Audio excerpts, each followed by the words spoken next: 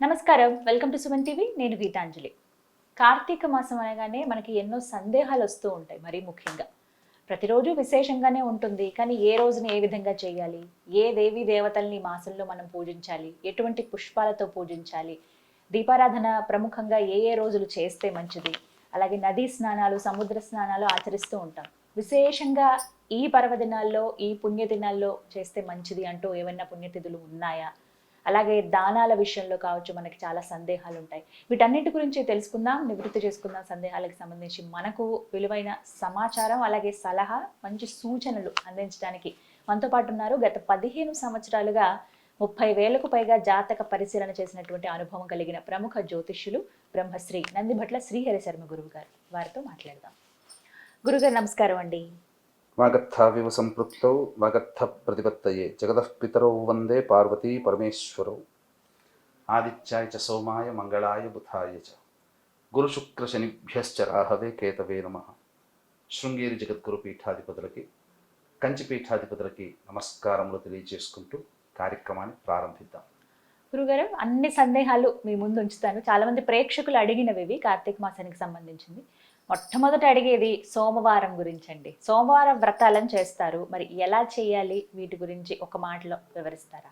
మాసములలోకెల్లా అత్యంత పుణ్యప్రదమైనటువంటి మాసము కార్తీక మాసం.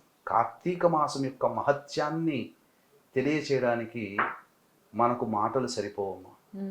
అంతేకాకుండా ఒక్కొక్క మాసము ఒక్కొక్క దేవతకి ప్రధానంగా చెబితే, ఈ మాసము శివకేశవులకి సంబంధించినటువంటి పూర్తిగా ఆరాధన. ఎవరిని విస్మరించలేదు, ఇద్దరికీ సమానమైనటువంటి ప్రాధాన్యత ఇచ్చారు. విష్ణువు నిద్ర నుంచి మేల్కొనే మాసము ఈ మాసమే. ప్రబోధిని ఏకాదశి, కార్తీక పౌర్ణమి విష్ణువుకి కాకుండా పరమేశ్వరికి, అమ్మవారికి సంబంధించినటువంటి కార్తీక మహత్యం. ఈ మాసమంతా దామోదర నామంతో విష్ణువు పూజించబడుతుంటాడు. ఈ మాసమంతా శివుడికి చాలా ప్రీతికరమైనటువంటి మాసం. అయితే కార్తీక మాసం అనగానే మనకు ఠక్కున గుర్తొచ్చేది సోమవార వ్రతం. ఈ సోమవార వ్రతం అనేటువంటిది ముఖ్యంగా ఉపవాసం చేస్తారు. ఉపవాసం అనేటువంటిది 3 రకాలుగా చేయవచ్చునమ్మా ఈ కార్తీక మాసంలో. ముఖ్యంగా సోమవార వ్రతంలో మొట్టమొదటిది ఉపవాసము, స్నానము, దానము, ఇవి చెప్పబడి ఉన్నాయి. ఈ ఉపవాసంలో మొట్టమొదటిగా ఉపవాసం 3 రకాలు అన్నాను కదా. మొదటిది ఉపవాసమే, అంటే సూర్యోదయం కంటే ముందే లేచి కాలకృత్యాదులు తీర్చుకొని, ఇక ఆ రోజంతా కూడా ఎటువంటి ఆహారము భుజించకుండా కేవలం శరీరాన్ని నిలుపుకోవడానికి పాలు పండ్ల పదార్థాలు స్వీకరిస్తూ ఇతర పదార్థాలు ఏవి తినకుండా ఉండి, ఆ రోజంతా సాయంకాలం మళ్ళీ శివ సన్నిధానంలో ఉండి శివనామస్మరణ చేసుకుంటూ, శివాభిషేకం చేసుకుంటూ, శివార్చన చేసుకుంటూ, ఆ రాత్రి జాగరణ ఉండి తెల్లారి మళ్ళీ కాలకృత్యాదులు తీర్చుకొని మళ్ళీ శివాలయానికి చేరుకొని దీపారాధన చేసి శివార్చన, శివాభిషేకం చేసుకుని తదనంతరం భోజనం చేసే విధానము ఉపవాసం. ఇక రెండవది ఏకభుక్తం. ఉపవాసంలోనే అంటే మధ్యాహ్నం పూట భోజనం ఆచరించి రాత్రిపూట ఎటువంటి ఆహారం తీసుకోకుండా ఉండడం. నక్తము అని అంటారు మూడవది. అంటే సూర్యోదయం నుంచి సూర్యాస్తమయం వరకు ఎటువంటి పదార్థము భుజించకుండా ఉండి రాత్రిపూట భోజనం చేసి నక్షత్ర చంద్ర దర్శనం చేసి భోజనం చేసేది నక్తము. ఇది 3 విధాలుగా. ఇక ఈ సోమవార వ్రతంలో మొదటిదైనటువంటి ఉపవాసం ఎలాగో చెప్పుకున్నాం. రెండవది విధానం, వ్రత విధానంలో స్నానం, సముద్ర స్నానము కానీ నదీ స్నానము కానీ, అది కుదరకపోతే చెరువు, తటాకము, సరస్సు, ఇవేవి కుదరకపోతే కనీసము ప్రతిరోజు శుద్ధమైనటువంటి బావిలో నుంచి వచ్చినటువంటి నీరైనా, లేదా కనీసము మనం చేసే స్నానము చేసే బకెట్లలో గంగా జలం కానీ ఇతర నదీ జలం కానీ వేసుకొని స్నానం ఆచరించడం ఇది. ఇక ముఖ్యంగా తిలదానం చేయమని మనకు శాస్త్రం చెప్పబడి ఉంది సోమవారం సంబంధించి. సోమవారం నాడు తిలల దానం చేస్తే సమస్త కర్మదోషాలు తొలగిపోతాయి. ఇక దీపము, ఈ దీపము కూడా మనకు శివాలయంలో కానీ విష్ణు ఆలయంలో కానీ దీపదానం చేయడం ఈ విధంగా చెప్పబడింది. ఏ విధంగా దీపదానము కూడా చెప్పబడి ఉన్నటువంటిది అనేది కూడా మనకు శాస్త్రంలో మనకు సుస్పష్టంగా తెలియజేశారమ్మా. ఇక ఈ సోమవారం అంతా కూడాను శివనామస్మరణ చేసుకుంటూ శివాభిషేకం చేసుకోమని శాస్త్రం. ఈ రోజున ఎంత పుణ్యం చేస్తే 100 రెట్ల పుణ్యం పెరుగుతుంది, ఎంత పాపము చేస్తే అంత పాపము 100 రెట్లు పెరుగుతుంది. కాబట్టి అందరూ కూడా ఈ సోమవార వ్రతాన్ని నియమబద్ధంగా జీవనం చేస్తూ ఎటువంటి పాప కర్మలు చేయకుండా ఉండడం, ఎదుటి జీవికి నష్టం కలిగించకుండా ఉండడం, అంటే మద్యపానము, ధూమపానము, మాంసాహార భోజనం నిషిద్ధం, బ్రహ్మచర్య వ్రతము, దాంపత్యం కూడదు, ఇలా నియమాలు పాటిస్తూ సత్యవాక్ పరిపాలకుడై చక్కగా ఆనందంగా కుటుంబ సభ్యులతో జీవిస్తూ ఎదుటి మనిషిని బాధ పెట్టకుండా ఆ వ్రతాన్ని ఆచరించడం చెప్పిన విధంగా సోమవార వ్రతం అని చెప్పవచ్చు. ఈ విధంగా మరొక సందేహం, ఇప్పుడే అన్నారు కదా గురుగారు, అమ్మవారికి శివకేశవులకి అందరికీ పూజ చేసుకోవచ్చు అంటే ఏ దేవతలకి ఎటువంటి పుష్పాలతో పూజ చేస్తే మంచిది, ఇది ఒకటి తెలుసుకోవాలనుకుంటున్నాం విశేషంగా. తప్పకుండానమ్మా. ఈ రోజున అంటే కార్తీక మాసానికి సంబంధించినటువంటి దాంట్లో ఆ యొక్క నారాయణుడికి తామర పుష్పాలతో అర్చన చేస్తే లక్ష్మీ ప్రాప్తి కలుగుతుంది. తామర పుష్పాల్లో తెల్ల తామర పుష్పాలు ఇవన్నీ చేసుకోవచ్చు, ఎరుపు తామర పుష్పాలు.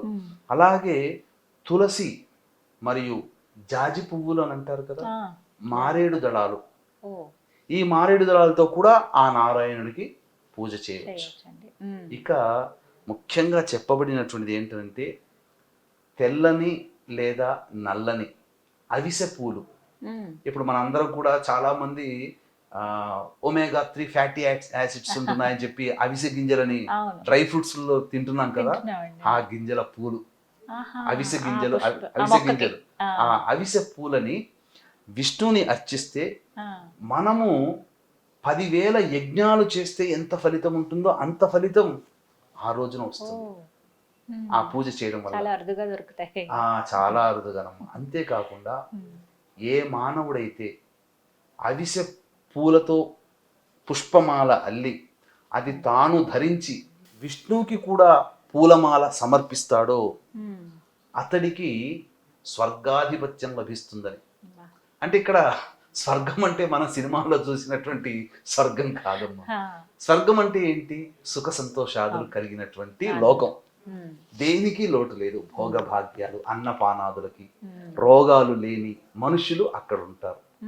అలా మనం అర్థం చేసుకొని ఆ విధంగా మన జీవితం కూడా రోగాలమయం కాకుండా భోగభాగ్యాలతో తలతూగే జీవితం మనకు కలుగుతుంది. స్వర్గాధిపత్యం అనగానే ఇక డైరెక్ట్ డ్రీమ్స్ లోకి వెళ్ళాల్సిన పని లేదు. ఇది అంటే ఆనందకరమైన జీవితాన్ని పొందుతాం. అంతేకాకుండా ఇక్కడ ప్రధానంగా గమనించుకున్నట్లయితేనమ్మా, ఈ యొక్క కార్తీక మాసంలో పరమేశ్వరుడికి దీర్ఘాయువుని కోరుకునేవాళ్ళు. అంటే అనారోగ్య సమస్యలు ఉంటుంటాయి కదమ్మా చాలా మంది. ఈ అనారోగ్య సమస్యలతో బాధపడేటువంటి వాళ్ళు, భవిష్యత్తులో కూడా ఎటువంటి అనారోగ్య సమస్యలు రాకుండా ఉండాలనుకునేటువంటి వాళ్ళు జిల్లేడు పుష్పాలతో అర్చన చేయాలి. ఇక వివాహం కోసం పరితపించే అబ్బాయిలు అమ్మాయిలు ఉంటారు కదా, ఇక ఎంతకీ మనకు వివాహం కావట్లేదు అనుకునే వాళ్ళు ఆ రోజున అంటే కార్తీక మాసంలో వీలు చిక్కినప్పుడల్లా శివాభిషేకం చేసుకుని గన్నేరు పుష్పాలతో అర్చన చేయాలమ్మా. ఇక ఏ పనైనా కానీ ఆటంకాలు అనేటువంటివి ఉంటుంటాయి.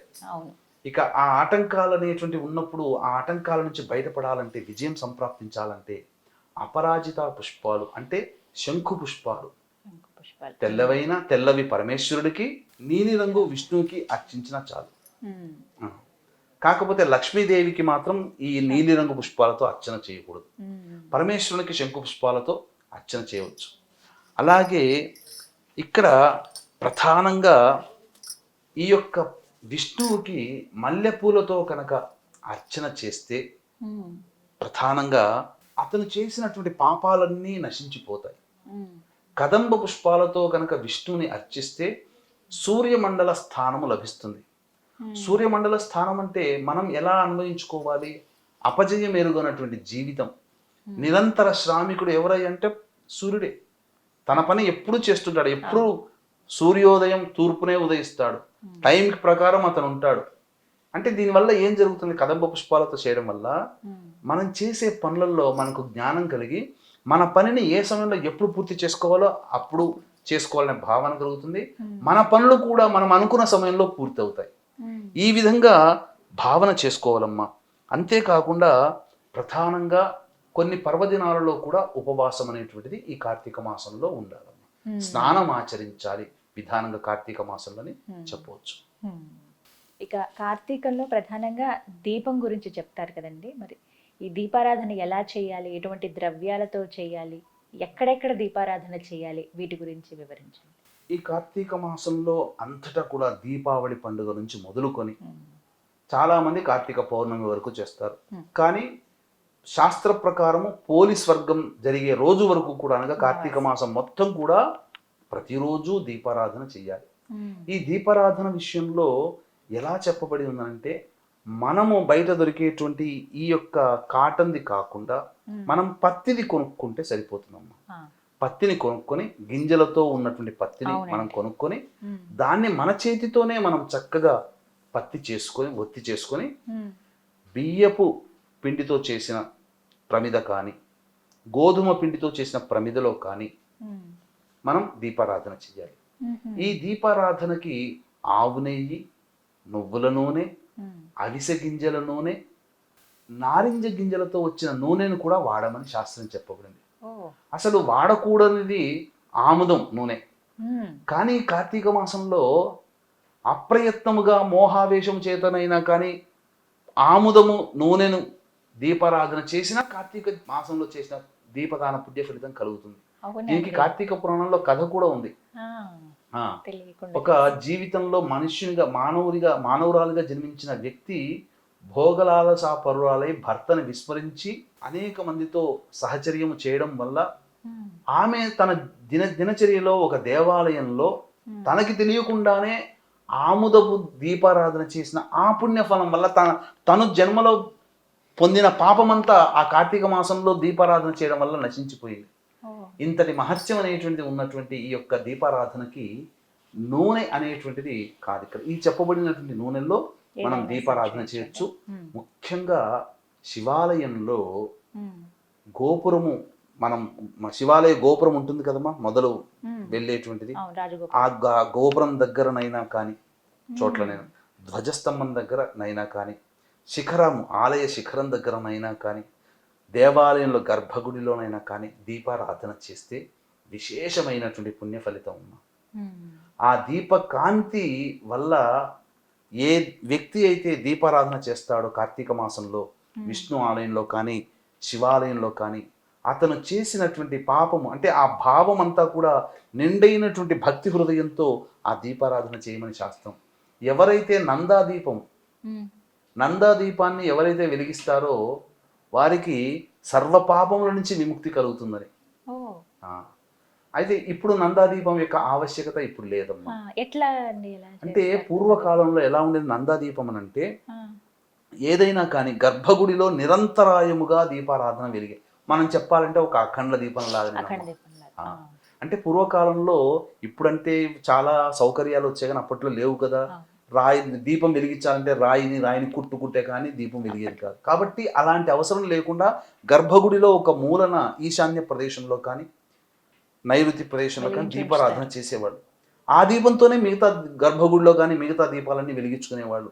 అది కూడా ఒక చోట మీరు చూసి, అంటే పురాతన దేవాలయంలో చూస్తే దేవాలయం నుంచి బయటికి రాగానే ఈ త్రికోణాకారంగా కనబడుతుంది గూటిలాగా, అందులో దీపం ఆరాధన చేసేవాళ్ళు. అంటే ఆ దీపంతోనే మిగతా దీపాలన్నీ వెలిగించుకునేవాళ్ళు.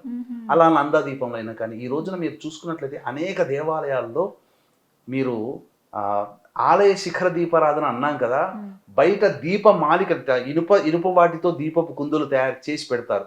మొత్తం ఒక 1000 దీపాలు అట్లా ఒకేసారి వెలిగిస్తారు.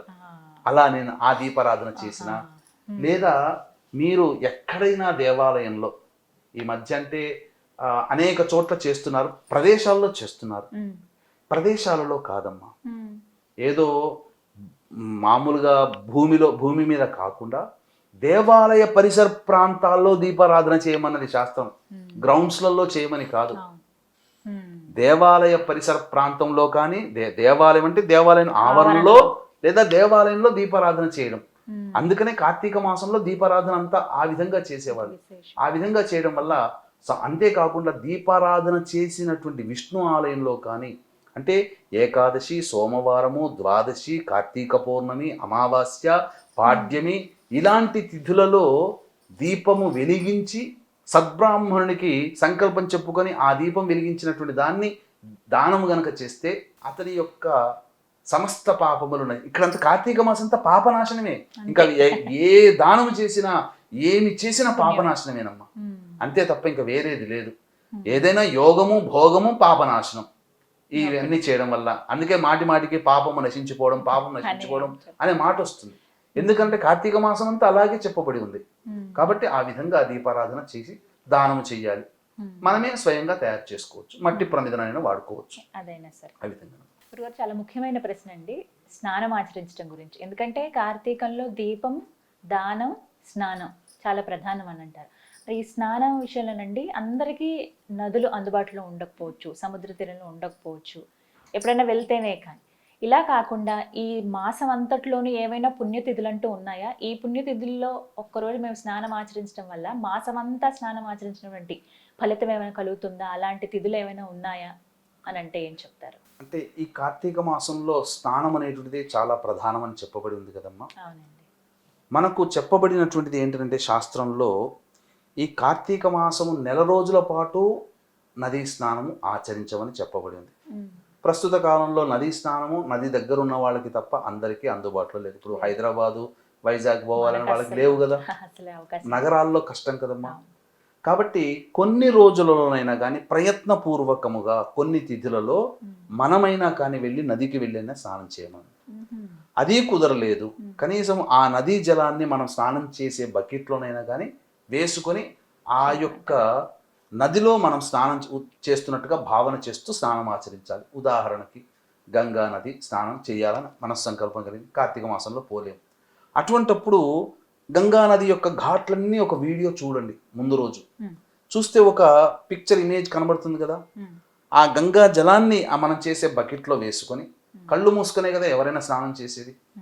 ఆ కళ్ళు మూసుకొని స్నానం చేస్తూ నేను నా యొక్క ఆత్మ, నా మనస్సు గంగా నదిలో స్నానం వెళ్తుంది, మీరే వెళ్తున్నట్టుగా ఆ విధంగా గంగలోకి వెళ్తున్నట్టుగా భావన చేసి అలా గంగలో అడుగులిచి సంకల్పం చెప్పుకొని స్నానం ఆచరించి ఉదయిస్తున్నటువంటి సూర్యునికి అర్ఘ్యమిస్తున్నట్టుగా భావన చేసుకొని ఎంతో సంతోషంతో ఆ పరమేశ్వరుని అక్కడ ఆ నదీ తీరంలో వెలిసినటువంటి శివలింగాన్ని దర్శనం చేసుకొని అక్కడ వెలిసినటువంటి విష్ణు భగవానికి నమస్కారం చేసి నేను మళ్ళీ వస్తున్నానని చెప్పి తన ఆత్మ ఏ విధంగా భావన చేస్తుందో ఆ విధంగా భావన చేస్తూ స్నానం చేస్తే ఆ యొక్క స్నాన ఫలితం ఏ రోజుల్లో కూడా స్నానం చేయమన్నదో మనకు శాస్త్రం చెప్పబడి ఉంది. కనీసం ఆ తిథుల్లోనైనా కానీ స్నానం ఆచరించాలి. వీక్షించేటువంటి ప్రేక్షకులు కూడా ఈ కార్తీక మాసం అంతా బహుపుణ్యాన్ని ప్రసాదించే మాసము, పాపనాశనం. కాబట్టి ఇందులో మహా విశేషమైనటువంటి కార్తీక పౌర్ణమి. ఈ కార్తీక పౌర్ణమి సందర్భంగా మహిమాన్విత కాశీ క్షేత్రంలో జాతకరీత్యా కలుగు విద్య, వివాహ, ఉద్యోగ, దాంపత్య, అనారోగ్య సమస్యల నివారణకి, సమస్త కోరికలు నెరవేర్చడం కోసం, అలాగే ప్రస్తుతం ఈ యొక్క సంవత్సరం గురువు, బుధుడు, శుక్రుడు, రవి గ్రహ మార్పు, శని మార్పు అనేటువంటిది 12 రాశుల వారిని ప్రభావితం చేస్తుంది. కావున వచ్చేటువంటి ఇబ్బందుల నుంచి బయటపడడం కోసం అన్ని రాశుల వారికి కూడాను జాతకరీత్యా కలుగు అన్ని రకాల దోష నివారణకి సర్వదోష నివారణ పూజలు, హోమాలు జరిపించి ఆ కాశీ క్షేత్రంలో శక్తిపాతము చేయబడినటువంటి కరుంగలీమాల మీకు అందివ్వడం జరుగుతుంది. అవకాశం ఉన్న వాళ్ళు కార్యక్రమ తదనంతరం కాంటాక్ట్ చేసి మీ గోత్రనామాదులు నమోదు చేసుకోవచ్చు. అలాగే సాయంత్రం 6 గంటలకి నవంబర్ 5వ తేదీన ప్రారంభమవుతుంది. కావున 5 గంటల లోపల మీ గోత్రనామాదులు నమోదు చేసుకునే అవకాశం ఉంటుంది. ఇక ఏ తిథుల్లో అనంటే మనకు ప్రధానంగా కార్తీక మాసమంతా ఆదివారము, సోమవారం, శుక్ల పాడ్యమి, అలాగే పౌర్ణమి, అమావాస్య తిథులు. ఈ తిథుల్లోనైనా కానీ స్నానం ఆచరించమని ఆదివారాలు, 4 ఆదివారాలు, 4 సోమవారాలు, పౌర్ణమి, అమావాస్య, అంతే, శుక్లపాడ్యం. అంతేకాకుండా దానము చెప్పబడింది కదమ్మా. స్నానం చేసినటువంటి వ్యక్తి తడి బట్టతో ఉండగా ఏ వ్యక్తి అయితే పొడి బట్టను గనక దానం చేస్తాడో ఆ దానం చేసిన వ్యక్తికి 10 అశ్వమేధ యాగాలు చేసిన పుణ్య ఫలితం. ఎందుకంటే ఈ కలియుగంలో అశ్వమేధ యాగం లేదు. 10,000 అశ్వమేధ యాగాలు చేస్తే ఎంత పుణ్యమో అంత పుణ్య ఫలితం సాక్షాత్తు శ్రీరాముల వారే ఒక్కసారి చేశారు. అటువంటిది 10,000 అశ్వమేధ యాగ ఫలితం మనకి కలియుగంలో వస్తుంది. అంటే కలియుగంలో అశ్వమేధ యాగం చేసే అవకాశం లేదు, నిషిద్ధము. కాబట్టి నిషిద్ధమైనటువంటి యాగ ఫలితాన్ని పొందే అవకాశం స్నానం ఆచరించి తడిబట్టతో ఉన్నటువంటి బ్రాహ్మణుడికి పొడి బట్టని దానం చేయడమే అని చెప్పబడింది. ఈ విధంగా దానం చేయొచ్చు. అలాగే ముఖ్యంగా మహిళలు విశేషంగా ఏమన్నా దానాలు చేస్తే మంచిదా అండి? అంటే ఇక్కడ మనకు మహిళల్లో చెప్పబడినటువంటిది ఏంటంటేనమ్మా, ప్రధానంగా ఏ స్త్రీ అయినా కానీ, పూర్వ సువాసినులు కావచ్చు, అలాగే సువాసినులు కావచ్చు, కన్యలు కావచ్చు, ఎవరైనా కానీ, వృద్ధులు కావచ్చు, ఎవరైనా కానీ బృందావనం, ఇంట్లో బృందావనం అంటే ఏంటి? తులసి ఉండేటువంటి ప్రదేశం. ప్రతి ఇంట్లో తులసి ఉంటుంది. ప్రతిరోజు కూడా చక్కగా ఆ తులసిని చక్కగా అలికి, అంటే ఆవు పేడతో, ఇప్పుడు వచ్చే చైనా పేడ కాదు, ఆవు పేడతో చక్కగా అలికి చక్కగా ముగ్గులు వేసి అక్కడ పద్మము, శంఖము, స్వస్తి గుర్తు వేస్తూ ప్రతిరోజు ఏ స్త్రీ అయితే ఆ తులసి చెట్టు దగ్గర ఆవు నేతితో కానీ, నువ్వుల నూనెతో కానీ దీపారాధన చేస్తుందో, ఆ యొక్క మహిళకి, కన్య అయితే ఎక్కువ కాలం దాంపత్యంలో ఉండే విధంగా సౌభాగ్యవతి. పూర్వ సువాసనులైతే మరుజన్మలో దీర్ఘాయుష్మంతుడైనటువంటి భర్త. ఇప్పుడున్న సువాసనలకి అపమృత్యు భయదోషం భర్తకి లేకుండా సౌభాగ్యవతిగా విరాజిల్లుతుంది. ఈ విధంగా చేయవచ్చు. అలాగే ముఖ్యంగా దానము చేయవలసినటువంటిది మార్కండేయ పురాణం. ఏ వ్యక్తి అయితే, స్త్రీ పురుష భేదం లేకుండా ఏ వ్యక్తి అయితే మార్కండేయ పురాణాన్ని దానం చేస్తాడో వాజపేయ యాగము చేసిన పుణ్య ఫలితం దక్కుతుంది. వాజపేయ యాగం మహాపుణ్యాన్ని ప్రసాదించే ఉత్కృష్టమైనటువంటి యాగము. అటువంటి యాగము చేసిన పుణ్య ఫలితం ఆ దానం, మార్కండేయ పురాణాన్ని దానం చేసిన వ్యక్తికి కలుగుతుందని చెప్పవచ్చు. ఇక అన్నింటికన్నా మించి అస్సలు ఈ మాసంలో చేయకూడని పనులు అంటే ఏమన్నా ఉన్నాయండి? ఇవి చేశారంటే పాపం మూటగట్టుకున్నట్టే అనేటువంటివి ఏమన్నా ఉన్నాయా గురుగారు? అసలు ఈ కార్తీక మాసం అంతా కూడా మాంసాహారము, మద్యపానము, ధూమపానము నిషిద్ధము, దాంపత్య జీవితము నిషిద్ధము. కానీ అన్నీ పాటించలేరు. ముఖ్యంగా దాంపత్యంలో ఉన్నవారు దాంపత్యంలో నిషిద్ధంగా ఉండలేరు. ఉండగలిగితే ఉండవచ్చు. లేని వాళ్ళు కనీసము ఆదివారము, సోమవారం, పౌర్ణమి, అమావాస్య, అలాగే ఏకాదశి, ద్వాదశి, చతుర్దశి, ఈ తిథుల యందు దాంపత్యం కూడదు. అన్ని రోజులు మద్యపానం, ధూమపానం, మాంసాహారం నిషిద్ధం. ఇక ఇతరులు పెట్టేటువంటి అన్నాన్ని భుజించకూడదు ఈ కార్తీక మాసం. ఇతరులు ఇప్పుడు కూర్చుంటారు, వీళ్ళన్నం వాళ్ళు, వాళ్ళన్నం వీళ్ళు, అలా. అంతేకాకుండా పితృశేషము తినకూడదు. అంటే చనిపోయిన ఇళ్ళకు వెళతారు, వెళ్ళి అక్కడ భోజనం చేసి వస్తారు కదా. ఈ కార్తీక మాసంలో అలాంటి సందర్భాలు, పితృ కార్యక్రమాలు చేసినప్పుడు అక్కడ చేసే భోజనం అవి చేయకూడదు.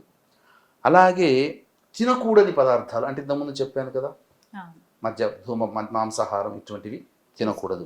అంతేకాకుండా బ్రాహ్మణులైతే శ్రాద్ధానికి భోక్తగా వెళ్ళకూడదు. ఇంకా నువ్వుల దానాన్ని తీసుకోవడం అనేటువంటిది కూడా మంచిది కాదు. ఇంకా ముఖ్యంగా ఈ కాలంలో రాత్రిపూట భోజనం నిషిద్ధం.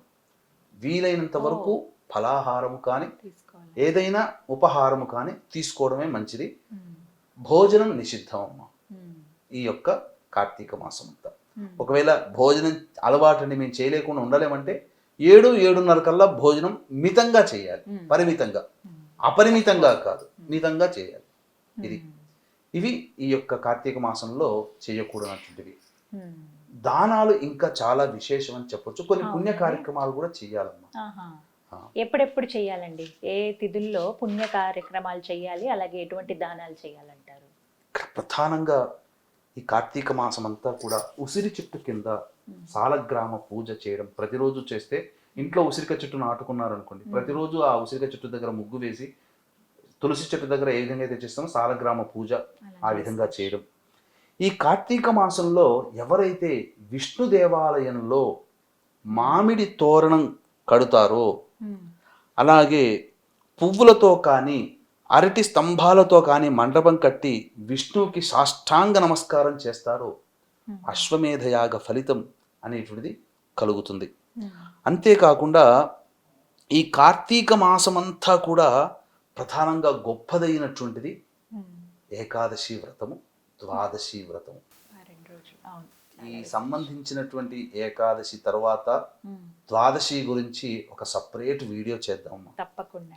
ఎందుకంటే ద్వాదశి రోజున నేను ఆ రోజున రివీల్ చేస్తాను, అందరికీ తెలియజేస్తాను. ఆ పుణ్యాన్ని అందరము పంచుకుందాం. ఆ రోజున చేసినటువంటి పుణ్యం విన్న తర్వాత ప్రతి వాళ్ళకి కూడా ఉవ్విళ్ళూరుతుంది. ఇదేనే నేను చెయ్యాలి. ఎందుకంటే అందరికీ ఆ భగవంతుడు పుణ్యాన్ని సంపాదించు. కలియుగం అంటేనే బాధలతో కూడుకున్నటువంటి జీవన విధానం. ఇటువంటి కలియుగంలో అటువంటి బాధల నుంచి బయటపడడం కోసం ఇటువంటి పుణ్యప్రదమైనటువంటి కార్తీక మాసంలో చెప్పబడినటువంటి దానాలు విశేషాలు అనేటువంటివి. ఇక్కడ కార్తీక సోమవారం కన్నా 100 రెట్లు గొప్పది కార్తీక మాసంలో వచ్చే శని త్రయోదశి. ఈ కార్తీక మాస శని త్రయోదశి కంటే 1000 రెట్లు గొప్పది కార్తీక పౌర్ణమి. ఈ కార్తీక పౌర్ణమి కంటే 1,00,000 రెట్లు గొప్పది కార్తీక శుద్ధ పాడ్యమి. ఈ కార్తీక శుద్ధ పాడ్యమి కంటే 1,00,00,000 రెట్లు గొప్పది కార్తీక ఏకాదశి, శుద్ధ ఏకాదశి. ఇట్టి కార్తీక శుద్ధ ఏకాదశి కంటే అనంతమైనటువంటి ఫలితాలను ఇచ్చేటువంటిది కార్తీక శుద్ధ ద్వాదశి. దీనినే క్షీరాబ్ది ద్వాదశి, చిలుకు ద్వాదశి అని అంటుంటుంటారు. కాబట్టి ఈ విధమైనటువంటిది ఈ సంబంధించినటువంటిది మనకు చెప్పబడి ఉందమ్మా. వనభోజనం అనేటువంటిది ప్రధానంగా చేసుకోవాలి. ఈ వనభోజనంలో ఉసిరిక చెట్టు కింద సాలగ్రామ పూజ, శివలింగ పూజ జరుపుకొని అప్పుడు ఆ శివలింగాన్ని సాలగ్రామాన్ని అర్చించినటువంటి దాన్ని చక్కటి బ్రాహ్మణుడికి దానమిచ్చి ఆ బ్రాహ్మణితో సహా ఎవరైతే బంధుమిత్రాదులతో సహపంక్తి భోజనముగా భోజనం చేస్తారో వాళ్ళకి సర్వ పాపములు నశించి చక్కటి యోగాన్ని పుణ్యాన్ని పొందే అవకాశం కలుగుతుంది. అంతేకాకుండా ఈ యొక్క ద్వాదశికి చెప్పబడినటువంటిది 1000 గ్రహణాలతో కూడుకున్నటువంటి పుణ్యకాలము, 1,00,000 వ్యతిపాద యోగాలతో కూడుకున్నటువంటి పుణ్యకాలంలో 16వ వంతు కూడా విలువ చెయ్యదు ఈ కార్తీక ద్వాదశి రోజున చేసేటువంటి పుణ్య ఫలితం. అంతేకాకుండా ఈ కార్తీక ద్వాదశి రోజున పెరుగుని దానం చేయాలి, అన్నదానం చేయాలి, వస్త్రదానం చేయమని శాస్త్రం. అంతేకాకుండా వస్త్రదానం చేస్తే సమస్త కోరికలు నెరవేరుతాయి. సాలగ్రామ దానము బంగారు తులసి వృక్షాన్ని చెట్టుని దానం చేయమన్నది. ఈ రోజుల్లో బంగారు అంటే మీకు కోట్ల రూపాయలు ఖర్చు వస్తుంది. అంతే ఇంకా దానికి ఏం లేదమ్మా. 1/4 గ్రాము బంగారం 2,500 రూపాయలు 3,000 పెడితే పావు గ్రాము వస్తుంది కదా. ఈ 1/4 గ్రాము రేకుపై తులసి వృక్షాన్ని ముద్రించాలి. ముద్రించి అర్చన చేసి విశాల గ్రామం సహితముగా ఆ యొక్క తులసి బంగారు వృక్షాన్ని దానం చేస్తున్న భావన నువ్వు చేసేటప్పుడు 1/4 గ్రామే. వెండి మీదనైనా చేయొచ్చునమ్మా, బంగారమే చెయ్యాలని లేదు, వెండి మీద కూడా చేయొచ్చు. ఆ విధంగా బంగారంతో సమానమైనటువంటిది ఏంటి? జమ్మి చెట్టు కదా. జమ్మి చెట్టు వృక్షముతో కలిపినటువంటి తులసి వృక్షాన్నైనా కానీ బ్రాహ్మణుడికి దానం చేసినట్లయితే సమస్త చతుస్సాగర పర్యంతంలో ఉన్నటువంటి భూమిని దానం చేసిన ఫలితం కలుగుతుంది. అందుకే సంకల్పంలో పూజంత అయిన తర్వాత గోతన ప్రవర చెప్పేటప్పుడు చతుస్సాగర పర్యంతం గోబ్రాహ్మణేభ్యః శుభం భవతు అని చెప్పి గోత్రం చెప్పుకొని పేరు చెప్పుకోండి అంటారు హోమం చేసిన తర్వాత. అంటే ఆ యొక్క చతుస్సాగర పర్యంతం ఉన్నటువంటి భూమిని అంతా దానం చేసినటువంటి పుణ్య ఫలితం కలుగుతుంది. అంతేకాకుండా ఈ కార్తీక మాసంలో ఎవరైనా వేద బ్రాహ్మణుల కుటుంబంలో ఉన్నటువంటి బాలకులకి ఉపనయనం కాని వాళ్ళకి ఈ కార్తీక మాసంలో సంకల్పం చెప్పుకుంటే నాకు మాట్లాడుతుంటే నాకు గూస్ బంప్స్ వస్తున్నాయి. ఎందుకంటే నేను సంకల్పం చేసుకున్నాను. అది ఆ యొక్క కార్తీక మాసంలో సంకల్పం చేసుకుని నేను ఉపనయనానికి నా వంతుగా నేను చేస్తాను. ఆ బాలవటుకు నేను ఉపనయనానికి సంబంధించినటువంటి ఖర్చును నేను భరించి ఆ యొక్క బీద బ్రాహ్మణ బాలుడికి నేను ఉపనయన సంస్కారం నేను ముందుంటానని చెప్పి మాట ఇచ్చినటువంటి వ్యక్తికి దాని ప్రభావం వల్ల ఆ బాలుడు బ్రతికున్నంత వరకు చేసే గాయత్రి మంత్రములో 10వ వంతు వస్తుంది. ఇది కార్తీక మాసంలో సంకల్పం చేసుకొని మాఘమాసంలో వైశాఖ మాసంలో ఉపనయనం జరిపించాలి. ఉపనయనం దక్షిణాయనంలో చేయరు, ఉత్తరాయణంలోనే చేస్తారు. మాఘమాసం మరియు ఈ వైశాఖ మాసంలో ఉపనయనం చేయాలి. ఇలా చేస్తే ఆ బాలుడు చేసే గాయత్రి ఉపాసనలో ఇతనికి 10వ వంతు వస్తుంది. ఇలా చెప్పబడి ఉంది. అంతేకాకుండా ఈ కార్తీక మాసంలో పండ్లని దానం చేయమని చెప్పింది. ఈ పండ్లని దానం చేయడం వల్ల 3 రుణాలని మనం తొలగించుకుంటాం. దేవరుణం, ఋషి రుణం, పితృ రుణాలని తీర్చుకునేటువంటి యోగం మనకు కలుగుతుంది. అంతేకాకుండా ఉద్యోగం పోయిన వాళ్ళు ఉంటారు కదమ్మా. ఈ ఉద్యోగం పోయినటువంటి వాళ్ళు ఈ కార్తీక మాసంలో ఉసిరికను దానం చేస్తే కోల్పోయిన ఉద్యోగం కానీ నూతన ఉద్యోగం కానీ కొత్తగా నిరుద్యోగస్తుల ఉద్యోగం కానీ లభించి తీరుతుంది. లింగదానము గనక చేస్తే సమస్త పాప పరిహారము జరుగుతుంది. అంతేకాకుండా భోగాలు కలిగి మరుసటి జన్మలో చక్రవర్తితో సమానం చక్రవర్తిగా పుడతాడు. చక్రవర్తి అంటే ఏంటి? భోగభాగ్యాలకి అంటే ధనవంతుడుగా పుడతాడని అర్థం. ఈ రోజులో చక్రవర్తులు లేరుగా, ధనికుల కుటుంబీకుల్లో పుడతారు, గోల్డెన్ స్పూన్తో పుడతారు. అంతేకాకుండా ఈ రోజున అనగా ప్రధానంగా కార్తీక శుద్ధ చతుర్దశి వైకుంఠ చతుర్దశి అని అంటారు. ఈ రోజున విష్ణుకి సుదర్శన చక్రం ఇవ్వబడడం జరిగింది. ఈ రోజున ఎవరైతే బ్రాహ్మణులకి భోజనం పెడతారో వాళ్ళకి పితృదేవత అనుగ్రహం కలుగుతుంది. ఏ వ్యక్తి అయితే తిల తర్పణం చేస్తాడో ఈ వైకుంఠ చతుర్దశి రోజున, అంటే 4వ తారీఖు అమ్మ, ఈ 4వ తారీఖు రోజున తిల తర్పణం చేస్తే పితృలోకమంతా సంతోషపడుతుందట. వాళ్ళ పితృదేవతలే కాదు, ఈ భూమి మీద నివసిస్తున్న ప్రతి మానవుడికి సంబంధించినటువంటి పితృదేవతలు అక్కడ ఉంటారు. ఆ లోకమంతా సంతోషపడుతుందట. అంతేకాకుండా ఈ రోజున ఉపవాసం ఉండి శివారాధన చేసి తిలాదానం చేస్తే, వైకుంఠ చతుర్దశి రోజున తిలల్ని దానం చేస్తే కైలాసాధిపతి అవుతాడు అని అన్నారు. అంటే శంకరుడితో సమానమా? కాదమ్మా. కైలాసాధిపతి అని అంటే దాని అర్థం ఏంటంటే నిత్యము యవ్వనముగా ఉండి గొప్ప దీర్ఘాయుష్యుడిగా ఉండి సమస్త భూమండలంలో శివాజ్ఞ లేనిదే చీమైన కుట్టదు కదా, ఏవి అన్నా కానీ అతని కుటుంబం వరకు అతను ఈశ్వరుడే అవుతాడు. అంటే ఏంటి?